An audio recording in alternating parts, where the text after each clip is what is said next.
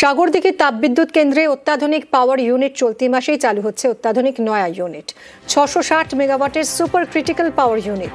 রাজ্যের সবচেয়ে বড় তাপবিদ্যুৎ ইউনিট সাগরদিঘিতে উত্তর পূর্বের প্রথম super critical power unit. 10 December থেকেই পাওয়ার ইউনিটে বিদ্যুৎ উৎপাদন। 4,567 কোটি টাকা বরাদ্দে তৈরি অত্যাধুনিক ইউনিট। 16,70,000 পরিবারকে নতুন করে বিদ্যুৎ, মোট 26,000 মানুষের কর্মসংস্থানেরও আশ্বাস। বহরমপুরের সভা থেকে বড় ঘোষণা মমতার।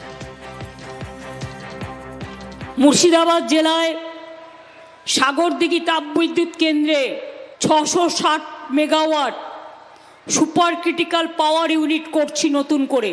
সেটা পশ্চিমবঙ্গের সবচেয়ে বড় এবং উত্তর পূর্ব ভারতের প্রথম সুপার ক্রিটিক্যাল তাপবিদ্যুৎ কেন্দ্র। 2017 সালে আমি ঘোষণা করেছিলাম, আজকে সেটা সম্পূর্ণ হয়ে গেছে। এখান থেকে পাওয়া যাবে 10ই ডিসেম্বর থেকে। এর জন্য খরচ হয়েছে 4,567 কোটি টাকার বেশি।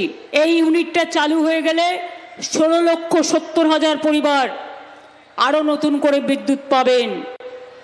ডাইরেক্ট ইনডাইরেক্ট মিলিয়ে 26,000 মানুষের কর্মসংস্থান হবে।